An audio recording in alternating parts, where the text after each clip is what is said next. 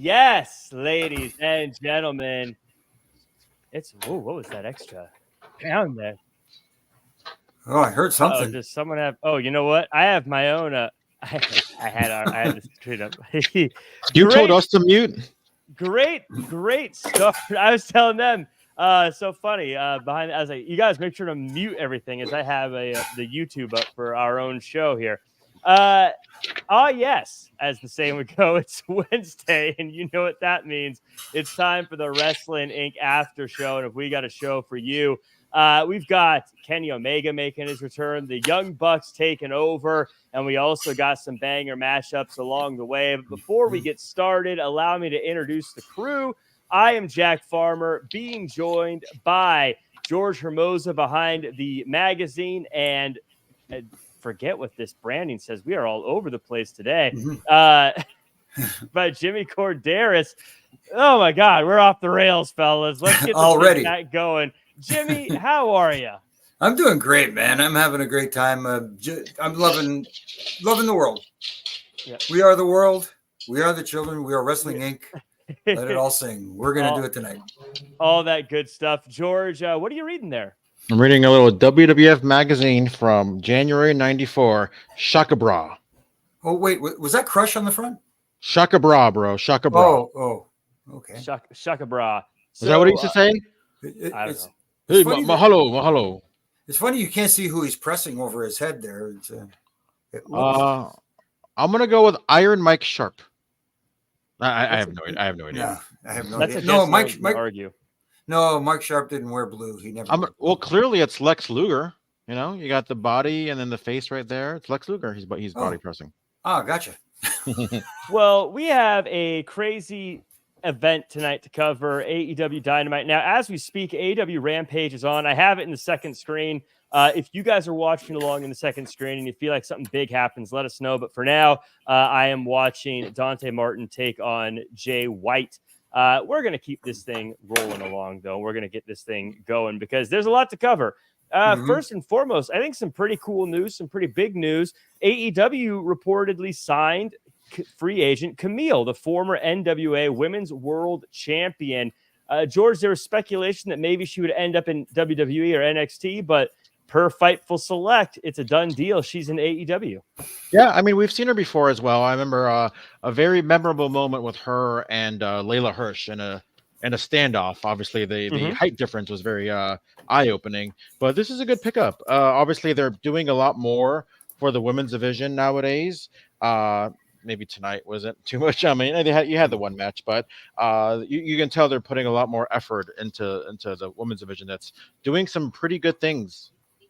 Yeah, Jimmy, this is a great opportunity for AEW to continue to grow their women's division. We'll talk a little bit about stuff that happened tonight, but they absolutely have the foundation. They have the pieces. They have the roster to make a pretty strong women's division. And this could be a real linchpin for that division. No, it really can. And the thing here is, like you said, they've got a lot of pieces to that puzzle. Now the trick is to put those pieces together so they mesh well. And this is a good pickup, as George said. And what I'd like to see happen going forward is when they make a pickup like this, yes, we're aware of who she is and how good she is. Let the audience know. Do those, stories, those vignettes that give us an introduction into her before she just shows up out of nowhere and automatically assuming that the entire wrestling world knows who she is or knows about her.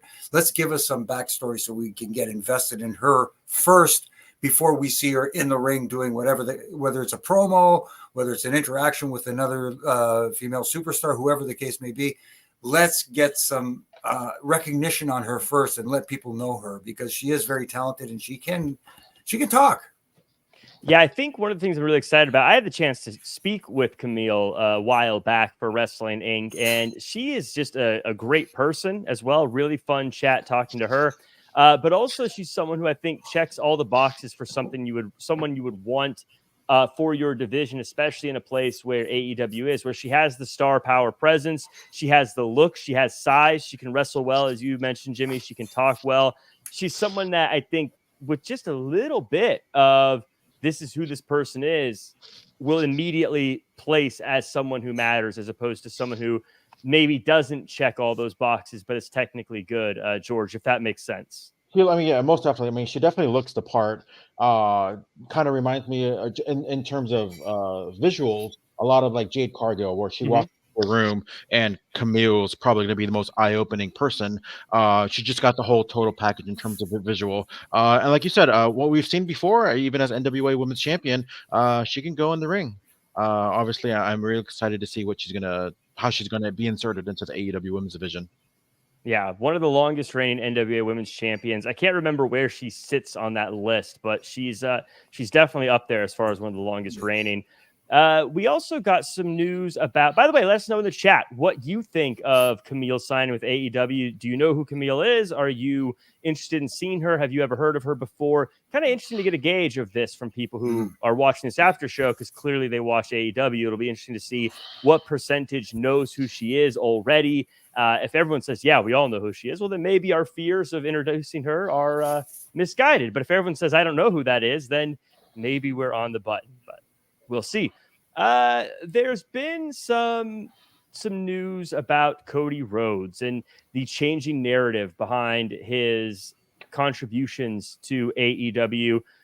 He went and he chatted with Sheep Heat, who, by the way, great show, Sheep Heat. I used to work adjacent to them on The Ringer back in the day, and just delight. Stat Guy Greg, one of my favorite people to watch a pro wrestling show with, by the way. We got to go watch WrestleMania in Dallas sitting next to each other. He's an absolute delight. But they had Cody Rhodes on the show, and they were interviewing him, and he talked about the narrative changing, about what he contributed. The quote goes, "The narrative changed a lot about my contributions to AEW, and that was very disappointing." Cody Rhodes saying this. "There were some people, I'm not going to say their names, they know who they are, who kind of tried to put some propaganda out when I left. There's a quote in the Young Bucks book about how I was last to the signing, and me and Matt, Nick are as close as ever. I'm so glad that I've had them in my career, in my life. But if we are being honest, AEW does not happen without me. It doesn't. With that in mind, I could never root against it." George, I feel like this is a fantastic answer to any question. How can you root against AEW? He goes on to talk a lot about how it's good that AEW is there for the pocketbooks of everybody in pro wrestling. But I want your thoughts on it. I'll just let you go. What are your thoughts on this commentary and this response and this narrative? So if I've seen Cody Rhodes in any kind of interview, I want to say he's probably the best person to get interviewed. Because he's just so phenomenal with his answers. The problem with some of these headlines, is like we saw, a couple days ago with the whole AEW thing with what Tony Khan said with the neck brace. It wasn't so much praising AEW; it was more so the headline. Talking about the comparison from WWE and Harvey Weinstein, and I'm saying all that just to say, Cody Rhodes said a lot of great things about AEW. But what is everybody focusing on? He the Young Buck said this in his book. Like, I get it. It's a little salacious. And, everybody gets drawn to that. It's a little unfortunate. That's what a lot of people are putting their energy on. Just another little small example. I know last week, Bully Ray was kind of commenting on the Danielson Ospreay match. The very first thing he said in that clip was, this was a phenomenal match. Like this, I cannot say enough great things about the match. But everybody was focusing on like everything else that he was saying, as opposed to like, hey, he just totally just praised this match. So I like to think of I'm more of a glass half full kind of person. I know you are as well, Jack, and I'm sure I know you are as well, Jimmy, where we like to focus on a lot of the good things that he said about AEW. I know there is this kind of narrative, and I saw it on Twitter where you had some people say like, oh yeah, Cody had nothing to do with it. I'm like, there are certain people that disagree with that, and so like, why am I going to believe some Twitter troll over some people, high ups that says that he had a big part in AEW? So, it's a story out there, and it is what it is. I look at this and this story, and I remember when he first left, it feels like there was more of the talks than there had been recently. But I feel like, first off, and I say this across the board with everything, regardless what company it is, I have no idea what's going on behind the scenes. I can't say who exactly is responsible for what, but I can say from an outside, at least the perspective, the optics, yeah, Cody Rhodes is, of course, the reason that AEW is where it is. Again, a million things could be happening. I don't know, but there's no way from the outside looking in you could discount Cody Rhodes. But that said, Jimmy, it's something that kind of gripes me is I also feel like when people say that we would never get anything without Cody Rhodes, I'm a big believer in that when you start something like this, everyone takes a big deal of risk and everyone plays a part as well. Cody Rhodes, I have to imagine, is a huge part of it. I think a lot of people are part of it. I think it's okay to share that recognition. No, it absolutely is. And he didn't downplay the company at all. He didn't take shots at the company. Mm-hmm. He made maybe what some people would consider a little jab at somebody, downplaying his part in making AEW what it is and excelling and coming forth. But there is a strange coincidence that I find is the timing of when Cody left AEW. It almost felt like the company had changed direction and they lost some of their cachet.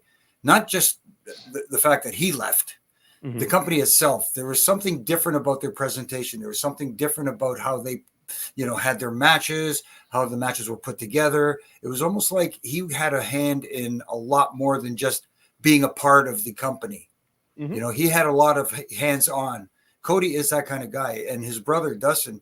Together, both of those guys are very, very smart when it comes to the business aspect.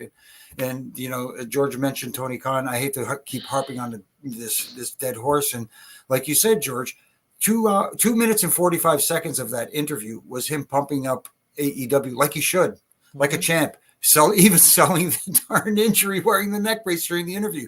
Great stuff. Mm-hmm. But what do they remember? Everybody remembers that last thing that he had to get off his chest for some dumb reason, instead of like he had a huge platform there to present his brand, and he pumped the tires really well.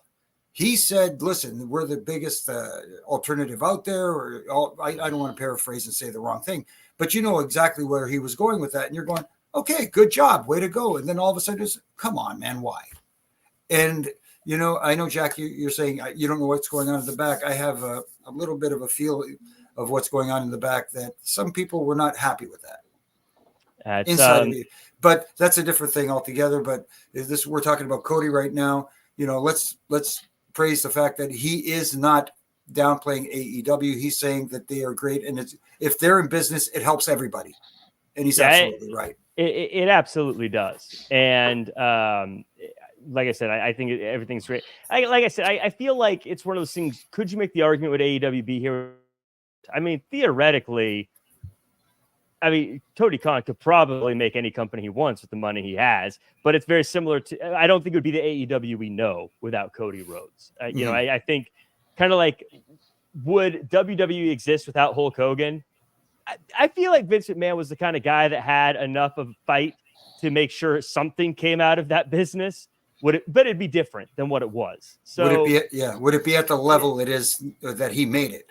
Who knows? Maybe it could have been better. Like you will never know that. I always had a theory, and I won't harp too much, and I kind of want to get your opinion, Korderas. Is I honestly think if JYD was in that role, like that guy had so much charisma that I think he also could have been a guy that elevates the WWE if he was in that role of like a Hulk Hogan.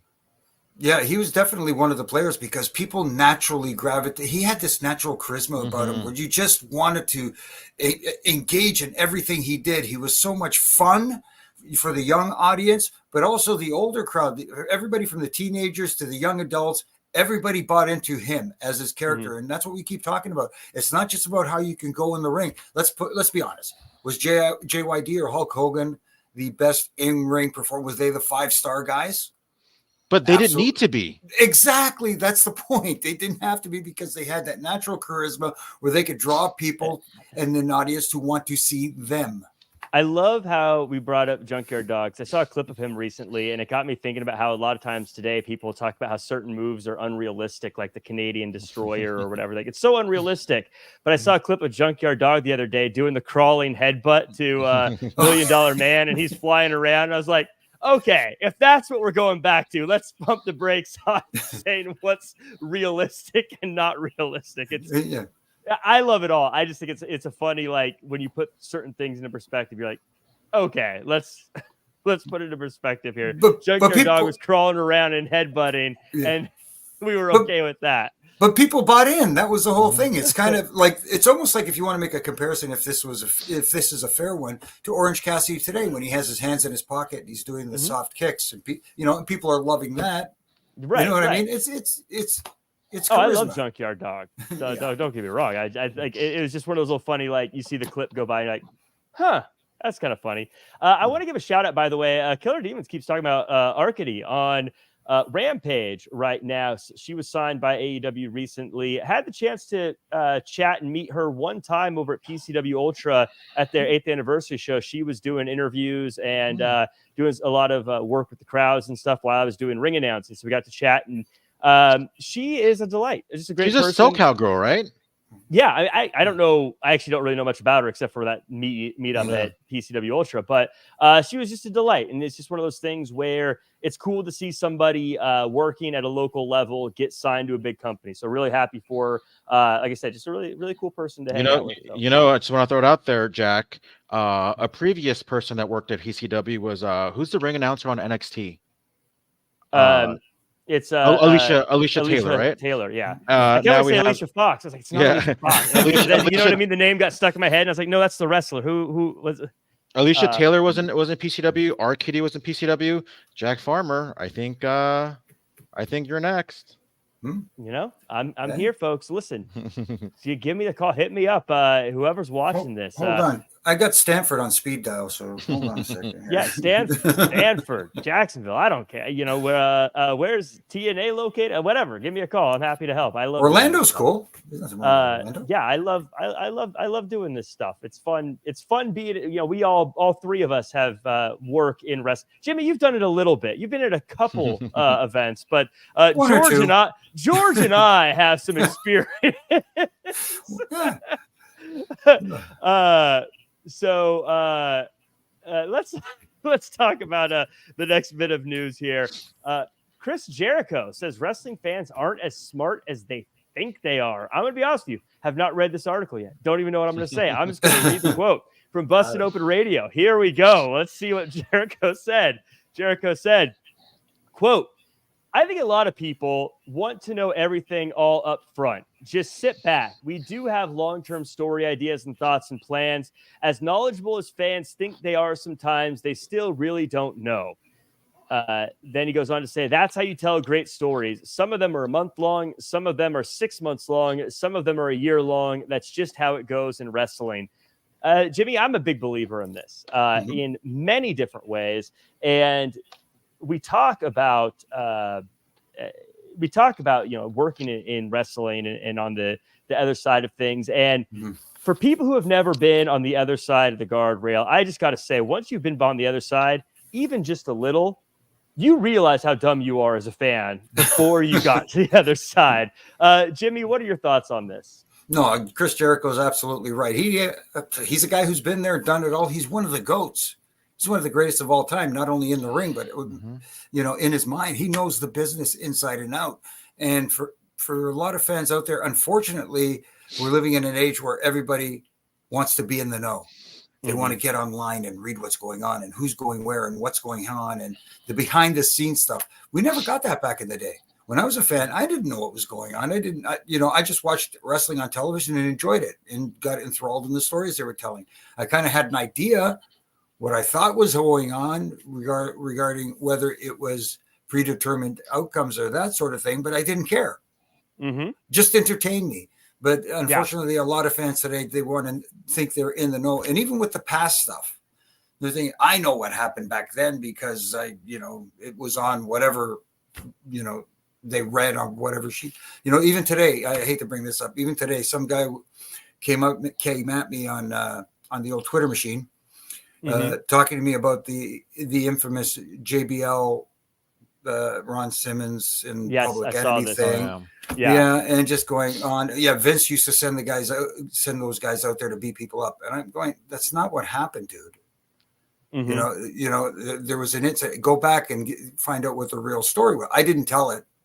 I just said, just go back and find out. It says, I read so-and-so's book and so-and-so's book. And that's what they said. I said, dude, I was right there. I was like, right there. I know what happened. Oh, no, this is what happened.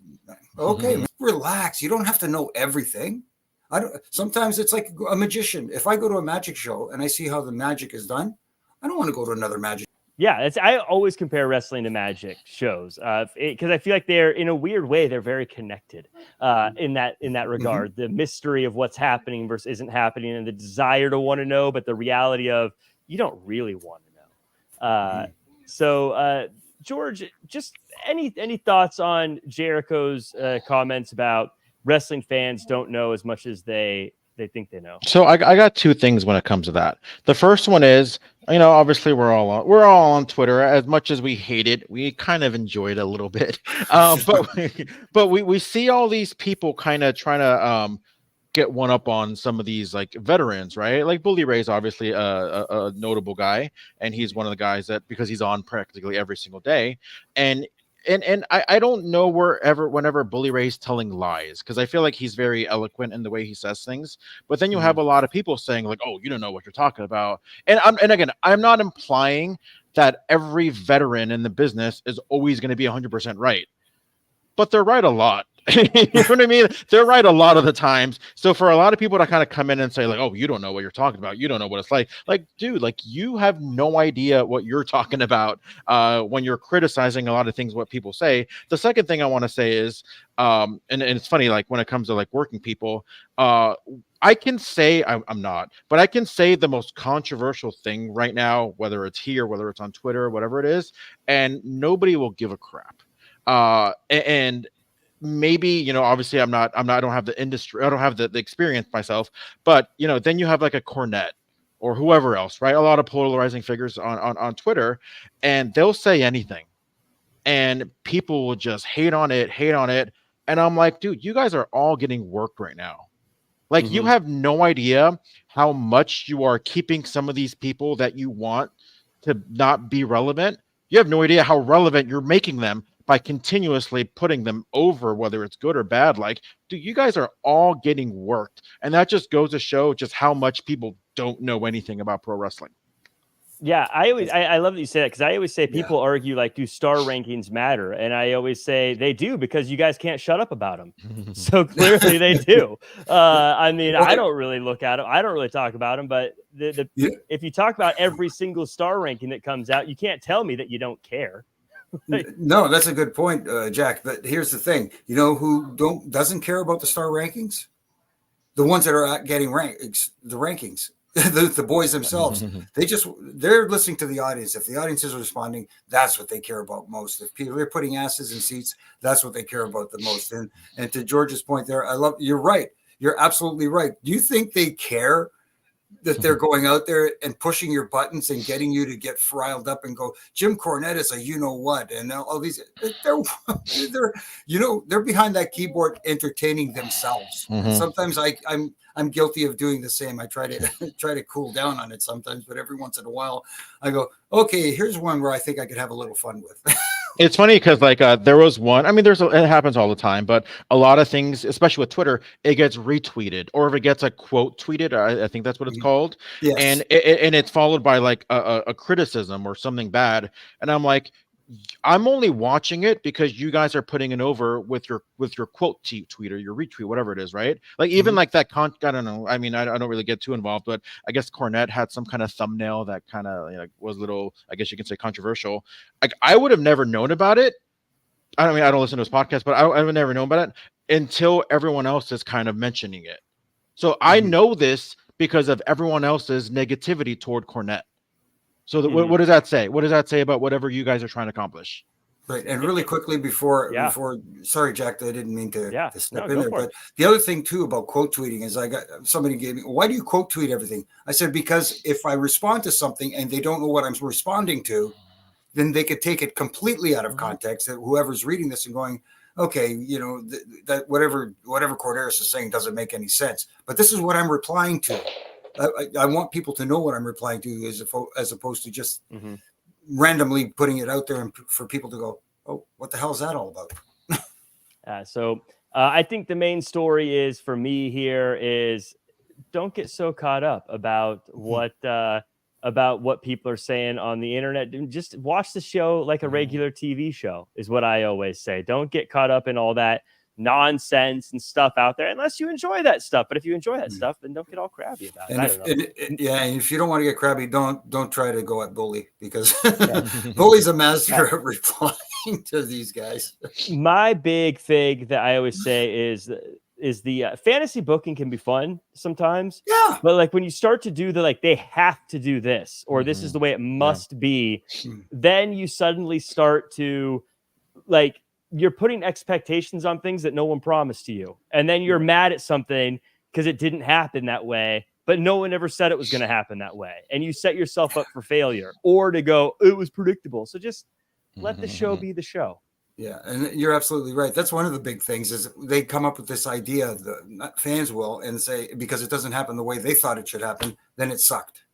Right. You know what I mean? But one of the things I do like about when some of the veterans come on, there's certain podcasts and shows, they say, what I would do or the way I would like to see it play out. That's different than saying it should. Yeah. Yeah. Yep. Very different things. So let us know what your guys' thoughts are on all of that. The big news, some big news that I think is really shaking the foundations of pro wrestling is this weekend. After Backlash, we are going to have a live review. People have been asking for it. We're going to do it. Make sure to tune in for that. Now, you guys have been nagging, harping on us. Just joking, you guys. I love y'all. But this has been a piece of feedback for us to get back to regularly reviewing these shows on the weekends. So that's what we're going to do. Make sure to tune in after Backlash. I'm telling you, if we don't got a lot of people tuning in, don't get crabby at me if we don't keep them coming. But if a lot of people tune in, expect more of them. So support the show. Be there after Backlash. It's going to be a fun one. I think both of you guys are going to be on there. Yeah, I know I will be. George, you're going to be on with me, buddy? I'm going to be leading the charge, I guess you can say. Awesome. Sounds good. I'm looking forward to it. As my old friend Evan Mack would say, in the catbird seat. So we'll be there. Now, for people who are joining us here already tonight, I want to thank you guys for being here. Make sure to like, comment, share, subscribe. Want to give a shout out to Stephen Camp. I am Air, who never sticks around. Well, sometimes sticks around, but I just like to throw you under the bus. I am Air. J.R. Smith, Tommy O, and Majestic Maria. If I haven't said it yet, I'm on Peaches and Power Bombs with Majestic Marie. The show is up live. Check out my Twitter at Real Jack Farmer. The link is there. We chat about all sorts of fun stuff. Daniel Barry Sports is here. The chief lurker in charge, Joe C, hanging out. And if you want to chat with Joe C, too bad. Joe C's lurking. Not going to talk to you. Brian Milligan, Killer of Demons, Maria stalking you with the dog emoji. Tuck Graff saying, I'm lurking tonight, so you never read this. I wish I knew you were here, Tuck. Lisa's here saying, Kenny Omega is hot. That suit was fire. I loved it tonight. Cheryl and Salve as well. Thank you guys all so much for being here. Appreciate y'all. Fernando as well. Blue Chew. Everybody else. Let's talk about the show. Let's get into it. 5-star review. I enjoy it. I enjoyed it. So, we start the show off fast. This has been kind of a theme of AEW lately, starting Dynamites off fast. Tony Khan is there live from Jacksonville, but the feed gets cut. We lose connection, and the EVPs are running the show. George, what I liked about this is it really set up the EVPs as the big bad guys on the show early, and they explained all the situations with why they weren't fired. Of course, a promo happens after this, but I feel like that's a big one, and we'll get into that right after this. Just your thoughts on the way they kicked things off. I know there was a lot of criticism on how the show ended last week, but I want to record and say I really liked it. I didn't love it, but I liked it.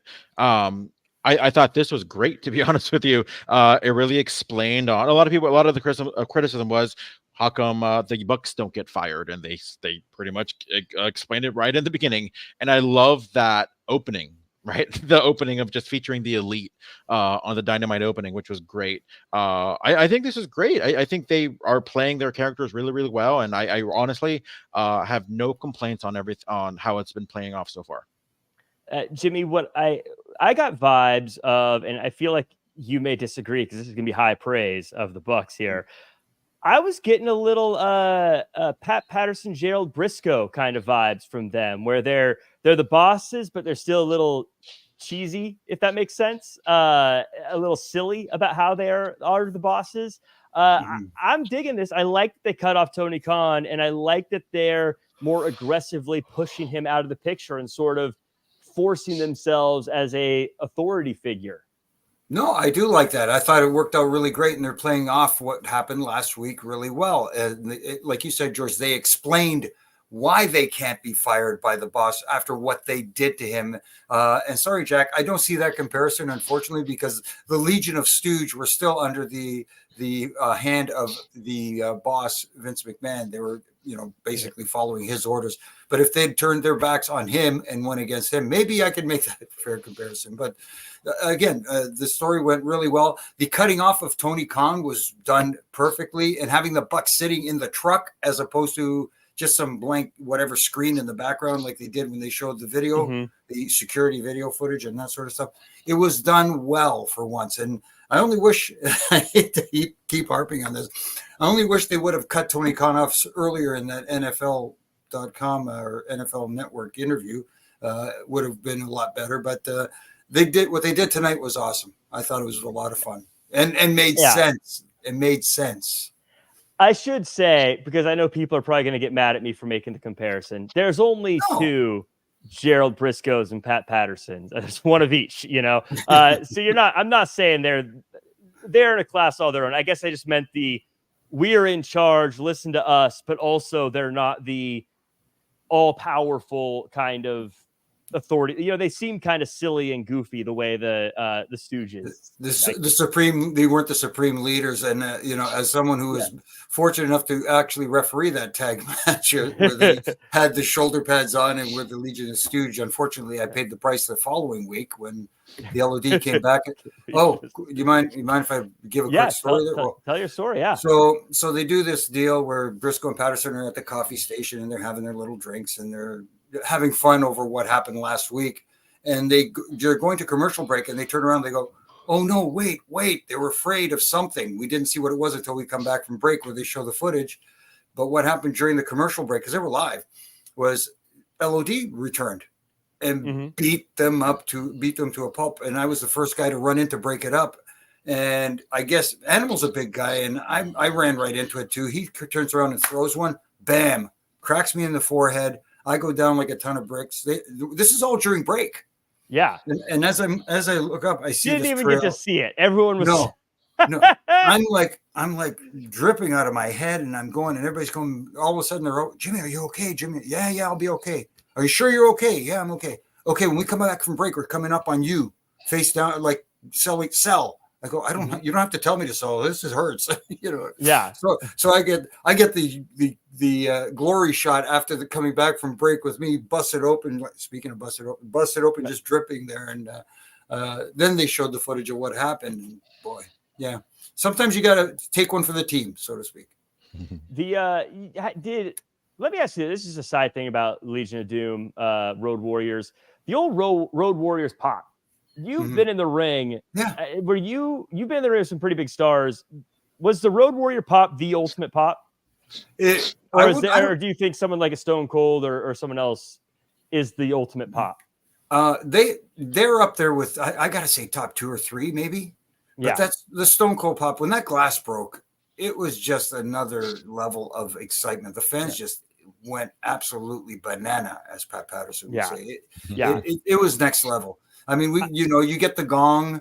Undertaker is up there too, and you can't see me stuff, but and the Road Warriors. Don't get me wrong. I'm not trying to no disrespect. Oh yeah, because that pop was huge, but that with the nothing beat the glass breaking. This is where people overanalyze. You say like top 3, and they're like, "What? I can't believe you're disrespecting." We're talking top 3 of all time. Come on, like we're splitting hairs at the most here. Come on, but I was just curious because I know their pops were huge, but they were a bit before my time. Most of my experience with them has been, watching previous, watching old. So I wasn't really like they're in their prime. By the time I could really remember wrestling, they were already sort of dwindling down. But in any case, we move on. And this was there's two big moments in the show for me. And I think they were in their right spots on the show. Swerve Strickland comes out and he calls out the EVPs for doing whatever they want. Then he calls them, they said what they did was a B move. I don't say the whole word. And the EVPs show up on the screen. They say Swerve is out of control. And they're sending Christian Cage to challenge him at Double or Nothing. Instead of getting a promo, we get a sucker punch. And we get a call back to Swerve attacking Nick Wayne. We get a call back to Swerve talking about his daughter on Collision. And then we get Kill Switch ripping out a chunk of Swerve's hair. Jimmy, I think that the critique is, because I was called bias the other day, I think the critique is it's a week too short. It's a week late. But if we take that aspect out, I think they nailed it. I thought that was a great way to start this rivalry heading into the pay-per-view. Christian is just magic at being a heel. You know how it is. Everybody who's Canadian and comes back to Canada, it doesn't matter whether it's the left coast or the right coast or anywhere in between. If you're Canadian, you're getting that Canadian pop. And there's two guys tonight that were able to not get that Canadian pop, and Christian was one of them because he's a master at getting heat. He knows how to do it. And the way they're setting it up, it is a slow build. They've got time to make this thing to marinate, let it marinate, and mean even more than it did tonight. But that little touch, again, little details where they ripped up that piece of Swerve's hair and he handed it to him. The way he handed it to him, Killswitch handed it over. Just the little details that worked, and I'm looking forward to see what happens next. And they've already got me excited to see this match at the pay-per-view. George, I think that there are so many good things about this. One, I feel like this is just perfect in the way it's set up, in that Christian's going to make this must-see TV. I mean, Swerve is a champ. He's great, but that's said, but I feel like the bad guy is so important in making things matter, and Christian's going to make this must-see TV. Swerve's going to be able to go through some people to get to Christian. So we're going to have TV feel like he can have his I want revenge against Kill Switch match. I want revenge against Nick Wayne match. And then get to, of course, Christian. Christian can lose and he'll be fine after this. It's going to be okay. And he's going to make this a match that, even though we all know Swerve's probably going to win, we're still going to love it each and every step of the way. And the way they're positioning Swerve versus the EVPs, that feels like down the road is going to be very fascinating. Any thoughts on this? The only, I don't want to say criticism, but it just doesn't feel like it's a main event worthy match for a big pay-per-view, especially Double or Nothing, which is, arguably like, their pinnacle pay-per-view, obviously dating back to 2019, their first pay-per-view ever. We'll see how the rest of the card plays out, if this is going to end up being the main event. And I'm sure the build's going to be perfectly fine. I like Christian a lot. I feel like he's the guy, probably one of the most reliable people in all of AEW, where you can insert him in any story and he's going to make it work, whether it's for the TBS or TNT title, whether it's for the world title, which we've seen before when he went up against Kenny Omega back in the day, or even now. And he's one of those people that, I don't want to compare him to anybody right now, but he's going to be one of those people that he's so great as a heel that it's going to make Swerve an even better babyface. 100%. I agree with that 100%. I do love that they retroactively remembered what happened with Nick Wayne. I don't think, I know they'd like to say like, oh, it's long term. I have a feeling we just come in like, oh yeah, that happened. Yeah. Let's bring that up, but that's fine. Jimmy, I'm going to cut him off as an apologist, as a biased person here. I think realistically it should have been last week, but given that they wanted to have Swerve cut the promo about his daughter first to set this up, I kind of see why they did it this way. I'm not saying it was right. I think probably also with it being in Canada, I get why the thought process was there. Do feel like this should have been last week though. No, I agree. That was one of my biggest complaints about last week, that it was his moment. This was a crowning achievement for Swerve and also for AEW, the first Black AEW World Champion. This is a big deal, and it should have been celebrated, and no angle attached to it just yet. He could have come out this week and say, okay, the new era of the Swerve era has begun, whatever wording you want to call it, and then go into it, because the Bucks hadn't established themselves in this role that they're doing just yet. They were getting to it, but they hadn't got there yet. And today it made sense to have them send Christian Cage and go out there, and little attention to detail. Again, I talked about the hair pulling and handing it over, but to lead to the beatdown of Swerve, he hits Christian, he takes out Kill Switch, he takes out Nick Wayne. He turns around, it looks like he's going to pop Mama Wayne, and he hesitates because that's what baby faces do. Okay. Yeah, I'm sorry. It was almost, and then because of that, that's where the beatdown happened because of that. So, I did like it. I agree with you though, Jack. It should have that celebration moment should have happened last week in front of their biggest audience, which is their Wednesday night show. And I get why they did it on, it's apples and oranges. I know they're comparing it. Well, we did it on Saturday because we knew we'd get that big lead in from the NBA game and so on and so forth. Okay, you got that big lead in, and they got a decent rating for a Saturday night. But what was the drop off from that first quarter hour to the end of the show to make that average what it was? It was a substantial drop off. So put it on first. You got a lead in going into Wednesday nights. Capitalize on it by having your champion celebrate.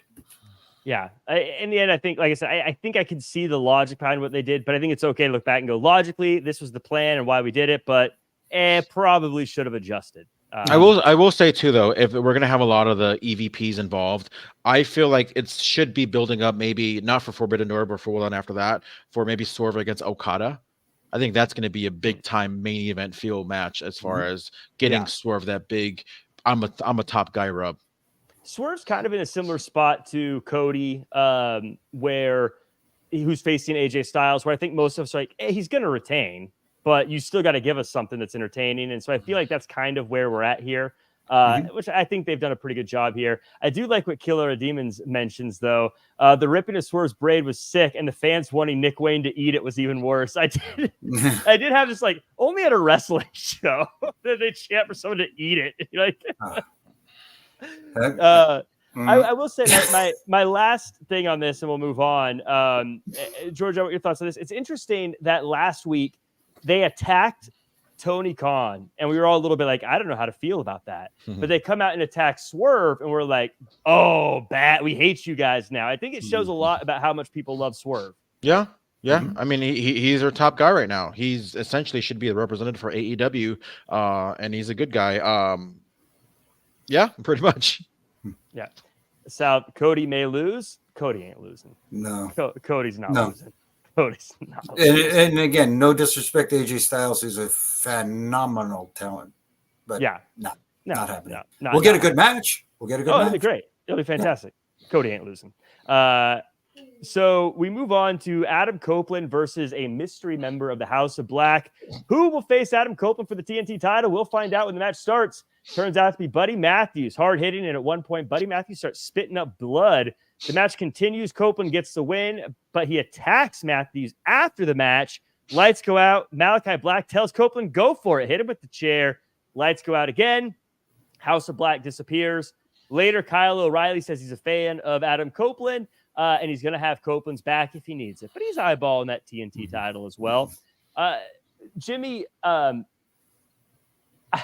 so first up, I thought this was a great match. I love that Adam Copeland's getting the chance to have some banger matches on a regular basis. I think this is interesting takes on the mind games.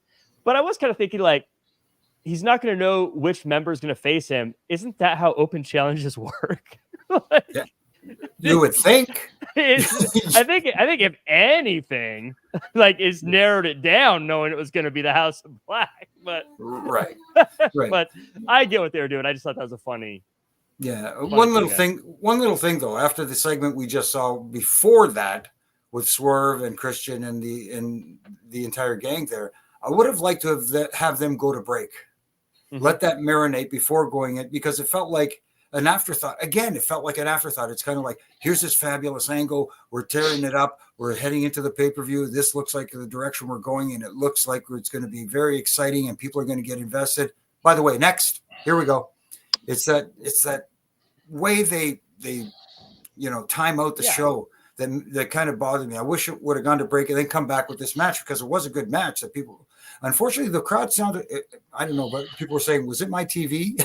But they sounded a little quiet. I don't know why they weren't getting invested in this, because it was a pretty good match. The only thing I didn't buy into too much in when Buddy Matthews, when they called the medical staff into the ring and stuff like that. I think we're seeing that a little bit too much. And I don't know if, it's a work thing. Yeah. Because, but if, this work called the medical staff in is kind of becoming a little too, especially what we saw later on in the evening. Right. Maybe this wasn't the right night to do it. Other than that, I thought they had a pretty good match. And just, for some reason, the crowd there was a little quiet. I don't know. Yeah, maybe I'm one of the dumb fans Jericho's talking about. I thought something really happened there because Edge kind of beat up. Like Buddy Murphy wasn't doing a whole lot, or Buddy Matthews wasn't doing a whole lot after that.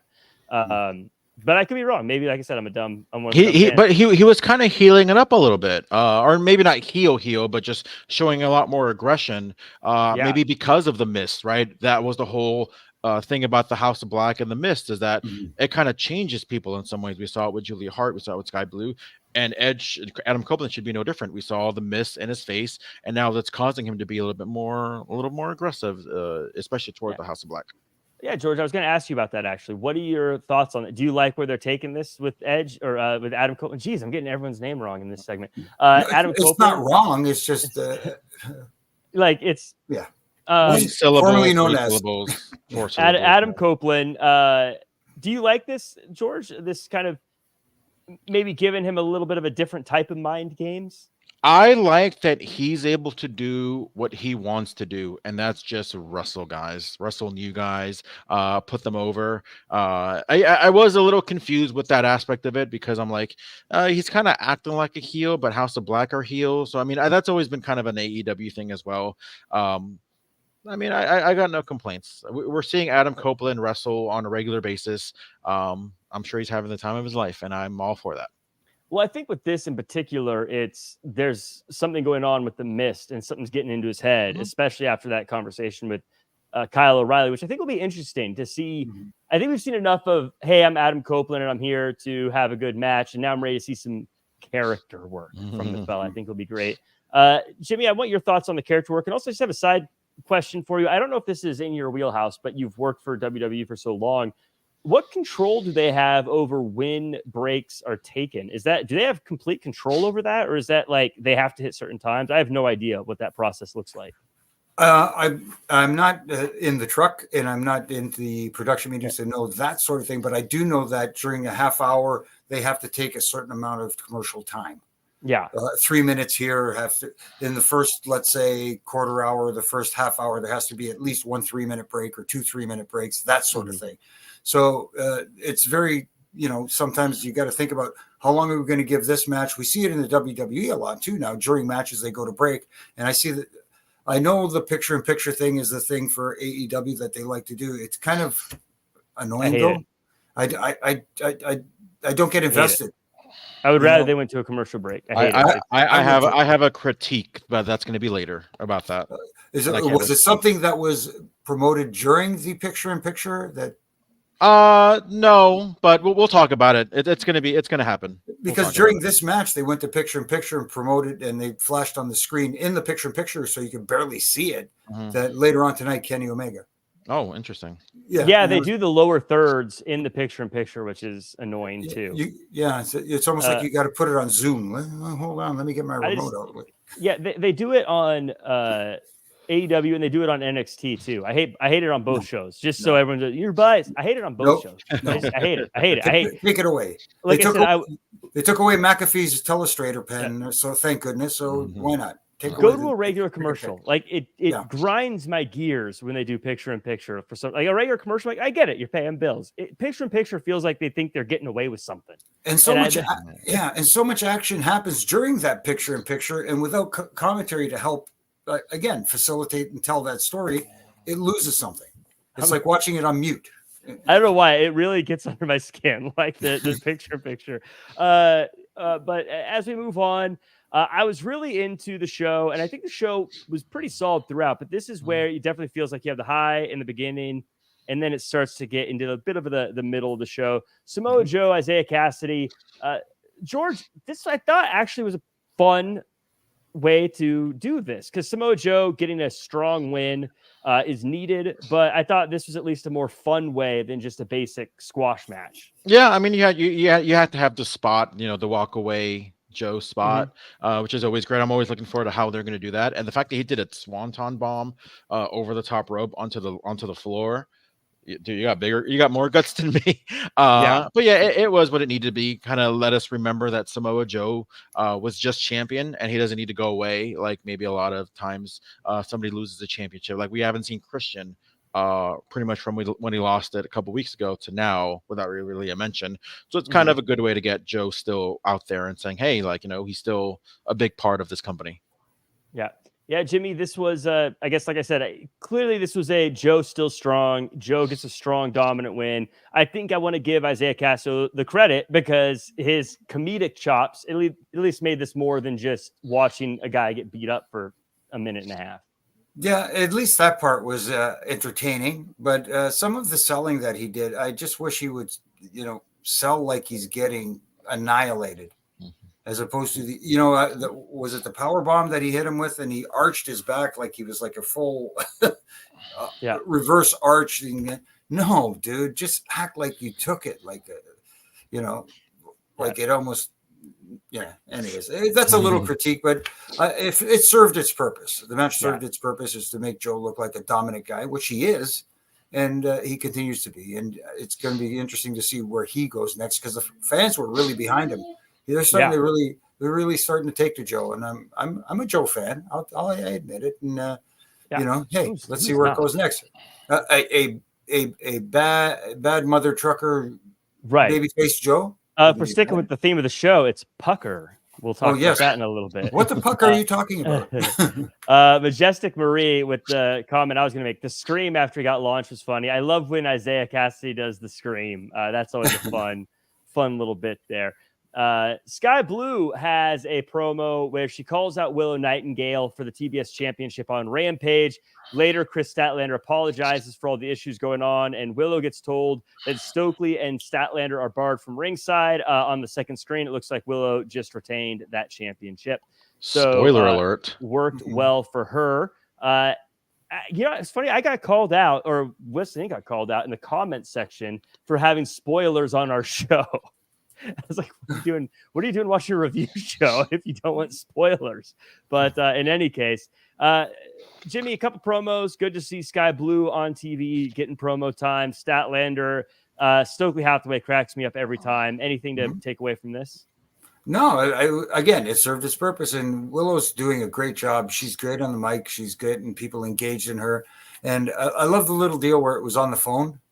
Where it was like in a text message. Oh, by the way, you guys are banned from ringside. That was a nice little touch, and it was fun. Yeah. George, anything to take away from here? Oh man, I'm gonna be bad right now. Sky Blue is the most frustrating pro wrestler in all of AEW. I don't get her. What's her character? Please, somebody please tell me what her character is. And I'm going to get in trouble from Wrestling Inc. because I think there was supposed to be some injury news that I forgot to get to. But yeah, so Julia Hart got injured apparently in the news. That's what the thing I forgot to add to the notes says. And so I think Sky Blue was supposed to be a Julia Hart style person, but with Julia Hart out, it kind of puts her in a spot where we don't really know what she's supposed to do. So I think she's kind of in no man's land right now. Yeah, and it works so well. And I think I maybe have said this before. It works so well for Julia Hart because she's fully committed to her character. And I can't say the same about Sky Blue. Nothing, not discrediting her in-ring ability in any way at all. I think she's great. But she comes out there with such a cool look, such a cool aura, and she's coming out there like smirking. She's coming out there winking at the camera, like as if she's trying to give like a shout out to somebody. And like her promo was just so unconvincing. Like, I'm gonna beat you on Rampage. Like, I'm not saying it's got to be a big, ginormous wrestling promo tonight. You're gonna go down. Well, but there is a sense of like you can't really sound like you don't care either, Yeah. But it's frustrating because the aura's there, but she's not like fulfilling her potential, if that makes sense. Yeah. It's one of those things where I feel like she was on a roll, and then they teamed her with Julia Hart to be the same kind of character. And I like that. I like that, actually. I felt like it took away a lot of what made Sky Blue stand out. I felt like she had her own character, and then she became sort of I'm trying to be like Julia Hart instead of being what people liked about Sky Blue. Yeah, Jimmy, you're not. Do you agree, or do you have any thoughts? Any final thoughts on this before moving on? No, it makes a lot of sense. Exactly what you said. It's and people are going to say, "Oh, you're trying to make it like." No, I'm not trying to make it like the WWE, but working with the veterans who can help you with this kind of thing. That's what the Performance Center in the WWE is for. Obviously, AEW, doesn't have that sort of facility, but they do have some great minds, and maybe some people should step up and go seek out this, how to do this, because they've got some guys backstage that can really help teach and educate and just help bring out the best in them. Right. If you don't go ask for the knowledge, they're not. Sometimes there are veterans that will come to you and say, "Hey, maybe you should try this or whatever," but you got to go seek it out as well. Orange Cassidy comes to the ring and says that he thought that the fight between Chuck and Trent would get things out of their systems and they could be friends, but it appears that Chuck Taylor will never wrestle again. Trent says Orange Cassidy is making Chuck's career ending about himself. OC tries to fight, but security gets in the way. Chris Statlander's out there as well. Don Callis comes out, whispers something to Orange Cassidy, and the two of them walk away together. Later, Rocky Romero says he's not picking a side. He's fighting for himself, and he has a match with Kyle O'Reilly. Kyle O'Reilly on Rampage won that matchup. Jimmy, we're seeing the best friends break up here, but there's a lot of stuff that kind of happened in this very straightforward promo. I mean, first off, Chuck Taylor's career over? That's a big thing to get dropped on us in one day. And also Orange Cassidy teaming with Don Callis. Well, I don't believe Chuck Taylor's career is over. They did have that match on Collision on Saturday night, which was going through car windshields and that kind of stuff, which is mind-boggling. But even today in 2024, it is very. It takes its toll on the body. Let's put it that way. And in storyline wise, it does make sense to drop that bomb on everybody and say, "Hey, look, you ended Chuck Taylor's career. Now I'm coming after yours," or whatever Trent Beretta is going to say. But at least they're making it interesting. For once, security was able to hold back a wrestler, which was very interesting tonight. And the most curious part of this thing is Canada has the best security. I guess. I guess. Where were they when I was getting? Anyways, never mind. I won't even go there. Ken Shamrock. I owe you one, but you're not going to get the receipt. Don't worry. But the most curious thing in this whole one was Don Callis and the role he played, where he came out, like you said, he whispered something. Now the question is, what did he whisper in his ear? We have to get that answer sooner or later. We never found out what Rock whispered in Cody's ear, did we? Not yet. No. You got to wait like 6 months. Yeah, something like that. Wait, you mean before WrestleMania, right? Yes. No. He said, like, I'm going to make you bleed I'm gonna make tonight. You bleed. We never found out what Rock gave Cody. That was the thing. I think it was a mechanical spider, but we'll find out. I'm talking about when he gave up the WrestleMania spot to Rock. Oh, yeah. Originally, when he whispered something in his ear. We never found out what that was. Oh, that's true, yeah. Now it's out of sight, out of mind. Now that I brought it up, I hope it doesn't stir the pot. But I want to find out what it was he said, and I'm hoping eventually. Don Callis is very good at doing what he does and getting under people's skin. So I'm sure we'll find out. Hopefully not right away, but somewhere down the road, find out exactly what it is and what happens to Orange Cassidy because of that. You know, I can't remember if I said this on air or if I tweeted it or if I was just texting a pal about it, but I said one time, I think one of my favorite fantasy booking things would be Orange Cassidy to sign with Paul Heyman, and Paul Heyman tries to book him all this amazing world championship level stuff, but Orange Cassidy's just too lazy to do any of it. I kind of feel like maybe that's what we're going to get. Don Callis is going to be like, I have this guy who's incredible, but he doesn't play ball. He's just too lazy to do it. I'm kind of George, I'm very interested in what Don Callis and Orange Cassidy might look like. Yeah, I mean, I think it adds a whole new element to the Orange Cassidy character. I'm going to rewind for a second because I forgot to mention it earlier. God, people are going to hate me for this. I'm so over the Prince Nana dancing because I feel like that's all he really has to offer.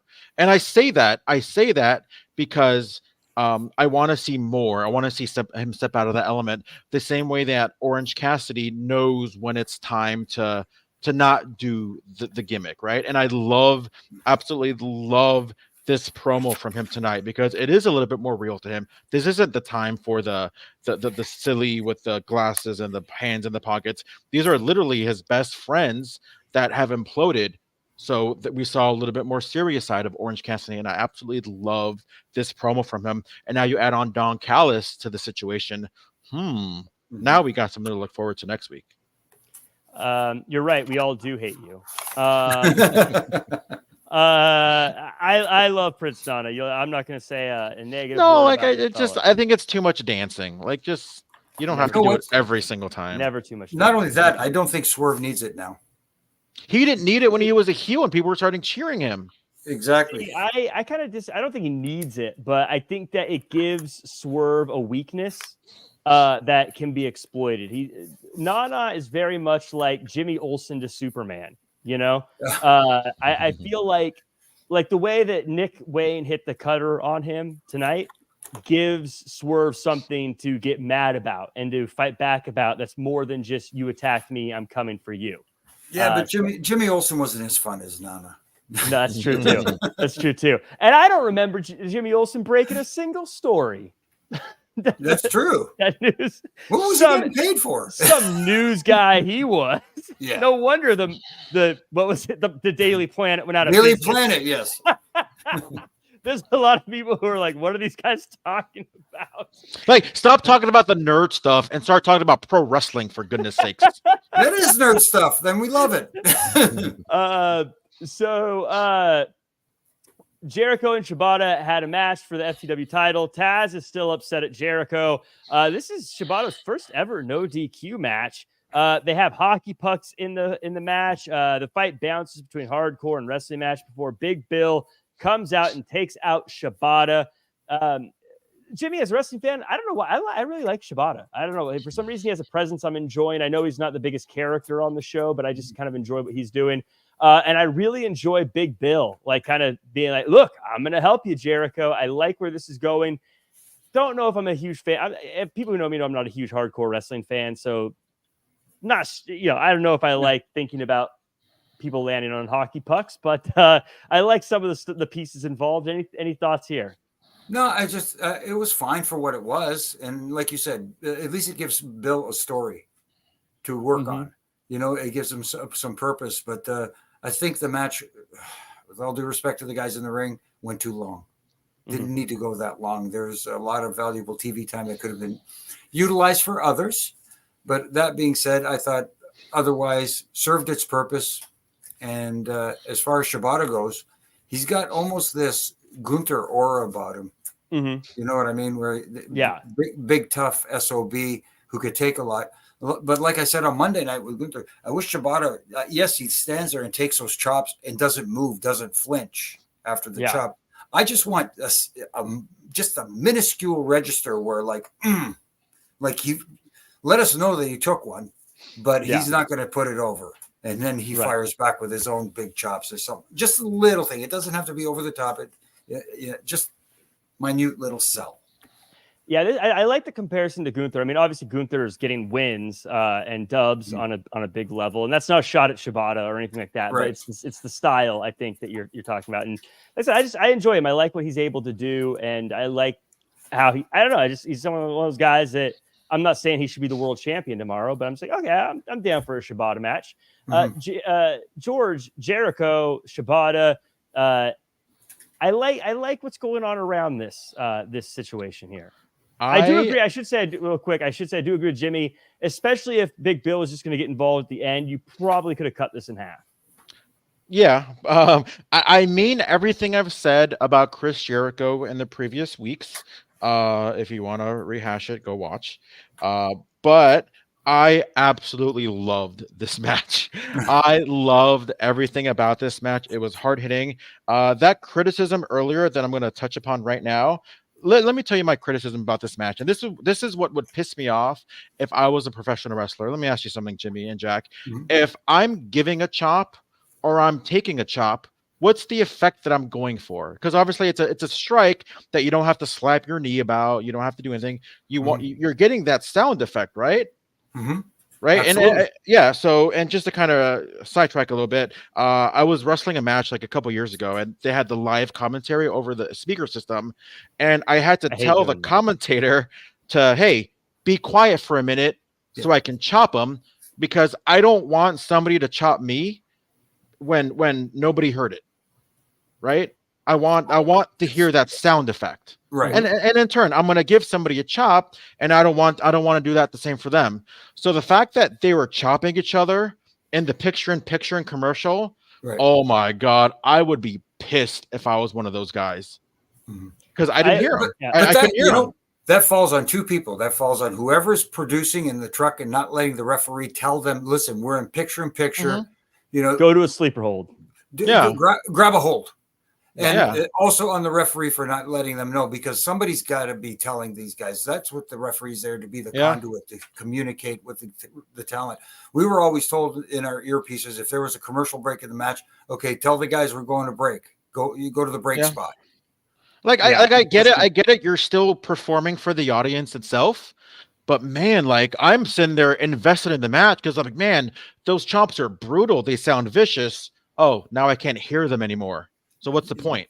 If you real quick, George, if it ever happens again, I'm not sure if it'll ever happen for you again, but if you're in a match working somewhere and the commentary is live over the system, the PA system, just let the guys know when you get, let's say, pushed back in the corner and someone's going to take a chop, have them go to the crowd.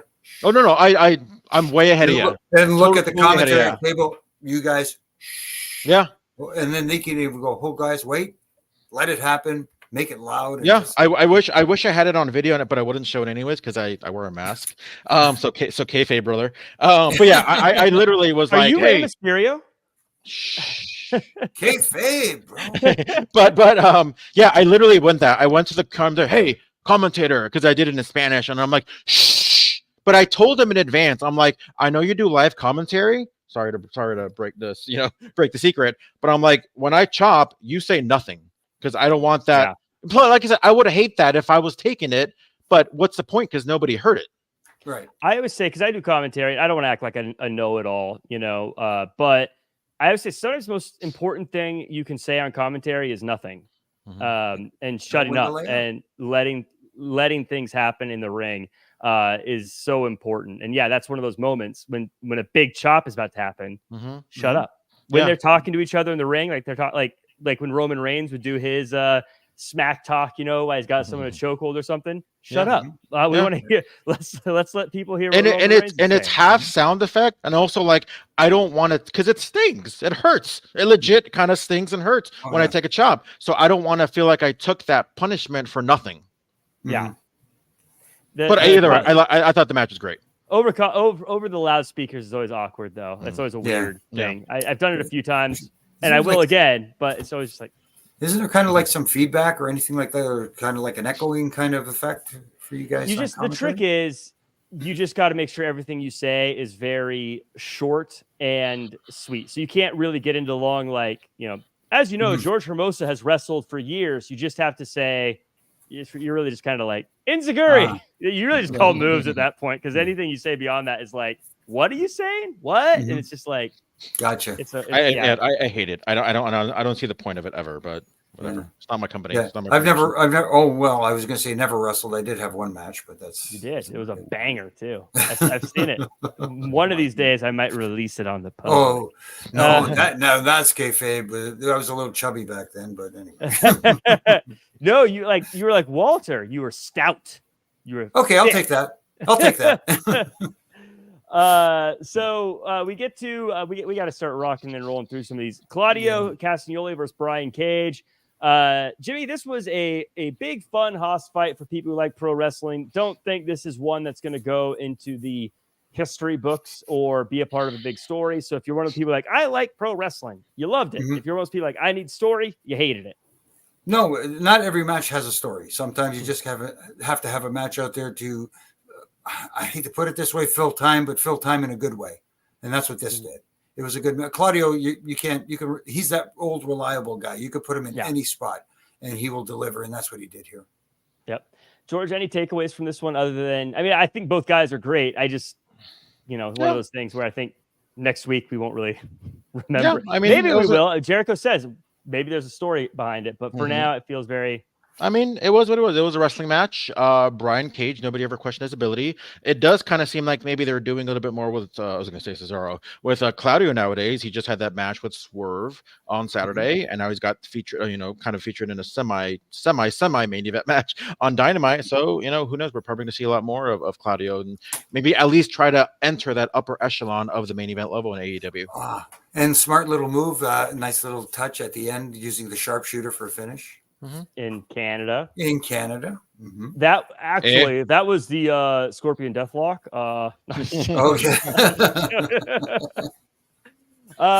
Serena Deeb and Mariah May, they have a match. The story here is Toni Storm threw in the towel to save Mariah May. Now she has to defend the women's title against Serena Deeb at Double or Nothing.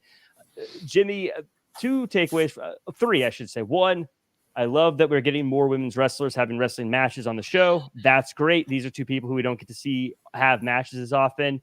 I don't like Mariah May copying other people's characters this much because I keep forgetting that Mariah May is separate than Toni Storm.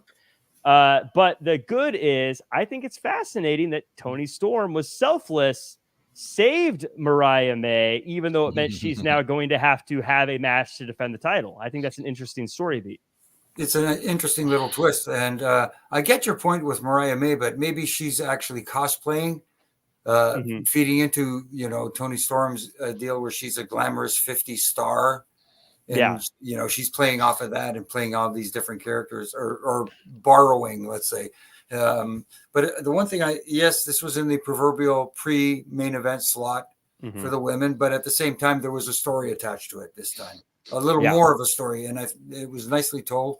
And the towel throwing in is going to play into something down the line, which I'm going to look forward to. I'm not going to fantasy book now and say, oh, this is what's going to happen, or I think should happen, or I think is going to happen. But I think it's going to play a factor into the relationship between Toni Storm and Mariah May. George, any thoughts on this? I think I want to make sure so anyone who doesn't misunderstand, Mariah May is a talent. I think she's fantastic. And looking back, this might be one of those, hey, this was us getting used to her before she breaks out on her own. And we have a bit of a, I'm fighting for her, fighting on her own. I think it's dangerous when there's not a whole lot of people whose characters started as copying someone else and then they go on to big things. You know what I mean? It's kind of like the band whose first hit is a cover song. It's always a little like, where's this going? I think it's a little fascinating too. And one thing I noticed is that she never really loses decisively. It's always she gets caught in a roll up, or in some ways, or in this case, she got the towel thrown in. So they kind of protected Mariah a lot. So I'm kind of looking forward to see what she's going to do when she finally breaks out from that Toni Storm kind of story. But I mean, like I said, I got no complaints. This was a good match. You can tell they were kind of feeling each other out for a little bit. But either way, I thought it was great. I think Serena's phenomenal. I think that's going to be a great match with her and Toni Storm at Double or Nothing. Yeah, I'm looking forward to it as well. Fernando says May is going to be a world champion by next year. Very possible. Like I said, Mariah May, very talented. I have nothing but high hopes for her. I want to start to see her eventually get to go her own way. And again, maybe this is me being the Jericho guy who knows too much. Like I said, maybe next month she starts to go on her own and the crowd gets behind her because we're finally getting her standing up for herself or something, which would be great. I'd love it. So we'll see. We get to the end of the show. I should say before the end of the show, Jack Perry cuts a promo with Renee, and he says he meant everything he said to Tony Khan. He said that Tony made him who he is, and if he has to sacrifice, everybody has to do sacrifice. It's a new era under the elite. Later on in the night, Kenny Omega comes out in a beautiful suit, by the way. I was very jealous. Says that he was 24 hours away from dying. The doctor says that until he gets surgery, a shot in the stomach could kill him. I think we all know where this is going. He couldn't bring himself to watch wrestling. Then he watched Dynasty. He saw Swerve make history. He saw Ospreay and Danielson tear it down. Says he was going through withdrawals from not being on Dynamite, and it hurt him that he felt like he was already being forgotten. So he said that he will do whatever it takes to come back, even if it's only a 1% chance. Okada comes out and says that he is the best bout machine when Jack Perry comes out and attacks Kenny Omega. Omega fights him off until Okada trips Omega up. Perry hits Omega right in the stomach, the same spot he hit Tony Khan. The Young Bucks come out and hit the EVP trigger, but before they can do any more damage, FTR comes out to chase off the Elite. Jimmy, I feel like these guys all knocked it out of the park. I think Jack Perry is becoming as despicable as you can be as far as attacking Tony Khan, attacking Kenny Omega, even though we kind of saw it coming, him hitting Kenny Omega in the stomach, and FTR coming. I thought this was just a lot of really good business. What were your thoughts on how this one went down? I'm actually a little bit surprised at the amount of physicality that Kenny Omega was involved in because of the diverticulitis. And, I don't know exactly. Obviously, Kenny knows better than I do because it happened to him, how severe it was and how far along in his progress he is. But I guess he felt well enough to do this, to go this far with the angle. And it resonated. It got people hot. It served its purpose. It made Jack Perry the ultimate heel, which is taking a negative that we saw a couple of weeks ago. They're starting to spin it into a positive, and that's what you got to do. You got to, leave what happened in the past. You can make your complaints about what happened in the past and saying that was a bad move, but this was a good move. It's kind of weird. I'm of two schools of thought here too. My mind is a little bit twisted. Don't get me wrong. I thought it was executed very well. Yeah. But having Jack Perry cut that promo before Kenny goes out and cuts his promo almost took away a little bit of the surprise. If that makes any kind of sense. Maybe I would have liked to see him drop him because of the situation with Kenny and his health issues. The one shot with the chair to the stomach would have been enough. And Perry could have just stood over him and, cut that same promo in the ring over Kenny. And just as, Matthew and Nicholas come out and they can hit the EVP trigger after that, because Kenny's going to sell what happened to his stomach anyways for a long period of time. He's not going to get up and fight anybody off. Then you can do that and then have the not just FTR, have the entire locker room empty out to chase these guys off. I don't care. Baby faces, heels, your grandmother, everybody, your sister just comes out and goes, what the hell are you guys doing? And then you do the stretcher job and stuff. And I like the idea of having it cross over into the Rampage hour. I don't know how much that's going to help them in the long run, but hopefully it does. Yeah, it's funny because to pull back the curtain, we were talking about whether or not we're going to cover Rampage throughout the show. And I'll be honest, the whole day, and you guys can vouch for me, I was like, we don't need to cover Rampage. It's fine. But as we were going into this and this was going over, I was like, oh my God, we might need to cover Rampage because there's some stuff going on here. Majestic Marie says, not a Young Bucks fan really, but this story has me invested. I know you got to pivot to FTR versus the Elite as well. Not really pivot, but reignite that. But I was thinking the same thing you were. I feel like the show going off the air with the Elite standing over a down Kenny Omega after what he said would have been one of those, ooh, this is bad. And also to your point, Jimmy, I agree on both fronts. Usually we fight on this show, but we're agreeing a lot today. A lot of people are going to say, Jack, you're just ripping off the NWO. And I 100% am. But I remember that NWO where they had the baseball bats and the locker room came out, but they couldn't get in the ring because they were swinging bats at them. I was thinking that could have been a cool thing where the Elite are in there with baseball bats or whatever, and the whole locker room can't stop them. And it's like, who's going to, or maybe even you have a few guys come out there to stop them. And then the Young Bucks say, like, you're going to get fired if you don't get the rest of these guys out of here. And then you have maybe some of the heels start fighting off some of the faces for them, Or even something to the extent of like, because obviously you got contracts and whatnot, so you can say like, I can't fire you, but I can fire Brandon Cutler or whatever. I can fire Nakazawa.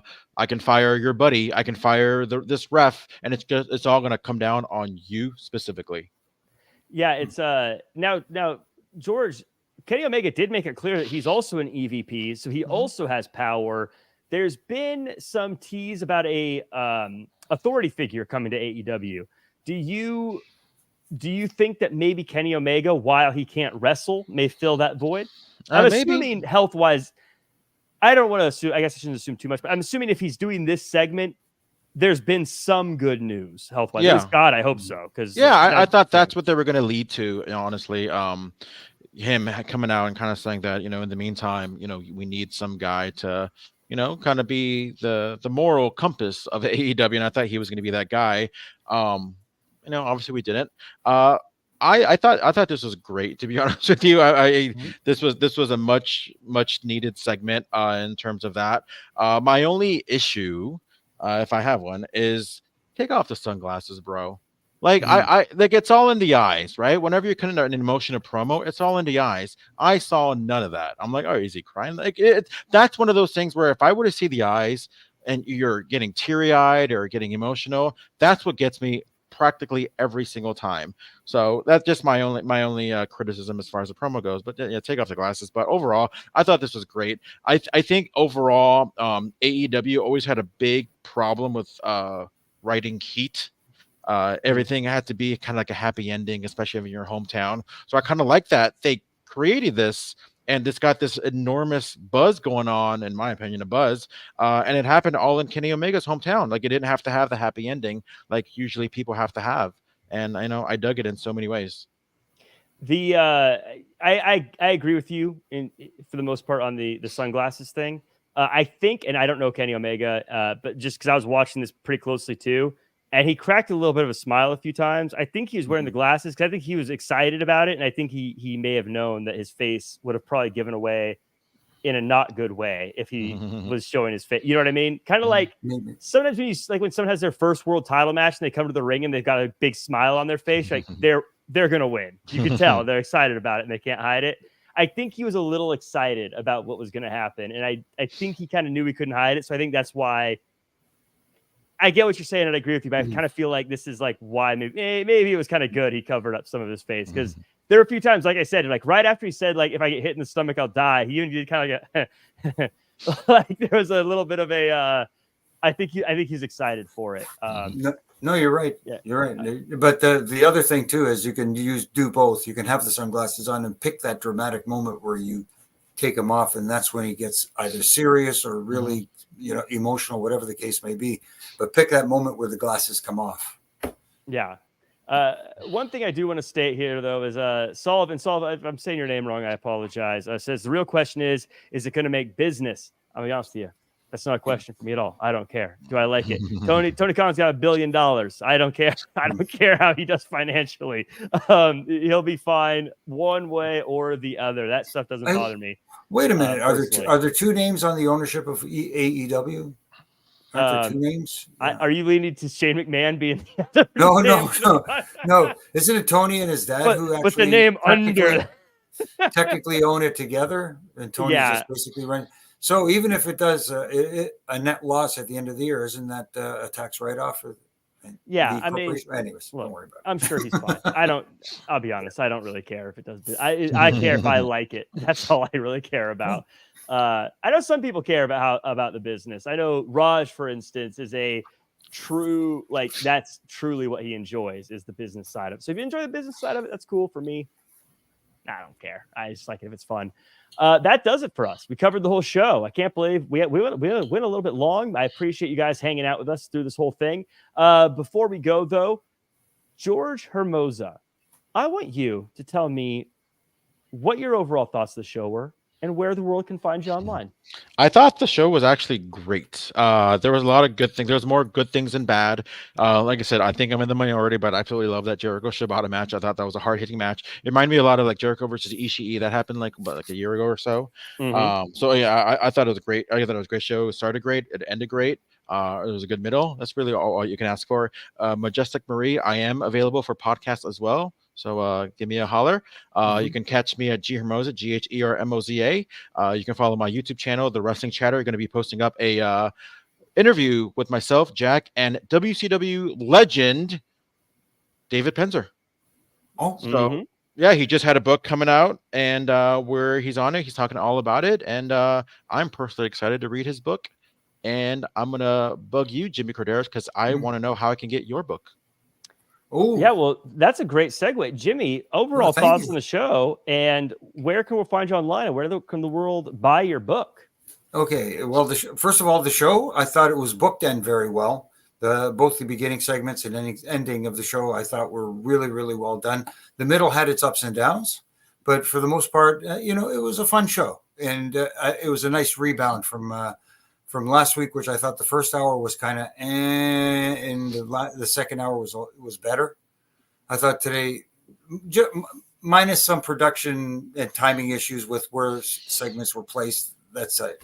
Other than that, hey, we're heading in the right direction. Let's put it that way. And as far as where you can find me here on Monday nights with Triple J. You can find me Wednesday nights after Dynamite. Usually it's us three, isn't it?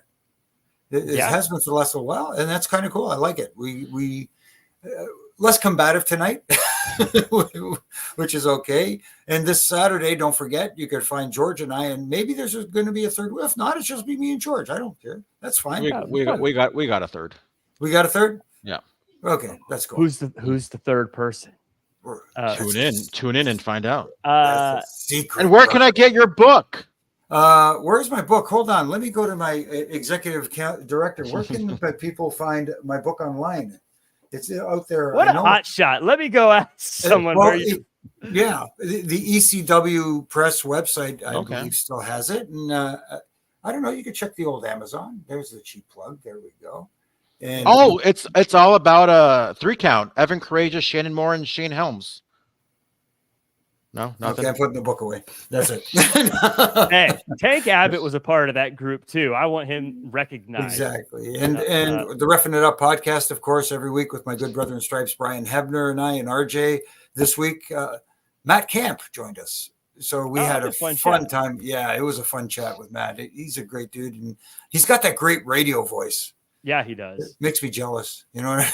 Yeah, I don't like him and other host here on Wrestling Inc. Matt Kuhn has a great radio voice too. Yeah, exactly. And the Reffin' Rants you can catch from Monday to Friday on all my social media platforms, making my little critiques and trying to hopefully tighten some screws that I think need tightening. And of course, the views expressed on there are mine and mine alone. So if you don't like it, learn to live with it. Learn to love it.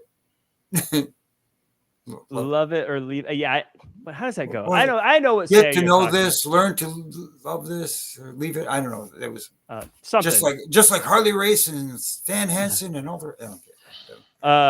So everybody, definitely check out the Wrestling Chatter and George Hermoza for that interview with David Penzer. Lots of other good stuff on there as well. Check out Jimmy Korderas. Always got good interviews and things. That Matt Camp interview is one you're not going to want to miss. You can check me out at Real Jack Farmer across all social media. As mentioned, I was just on Peaches and Power Bombs with our very own Majestic Marie. If you want to see that, you can check it out again at Real Jack Farmer, or you can go to at Queen of Mods. That's Majestic Marie. She has it posted there as well, so you can see the interview. It was a fun chat. Also, you can check me out on Prestige Wrestling May 16th. I'll be doing commentary for them, and we've got some great matches on there. Like I said, on Monday, the main event, at least I believe it's the main event. What's going on after it? Shelton Benjamin versus Josh Alexander in what I consider a dream match. So you're going to want to check that out.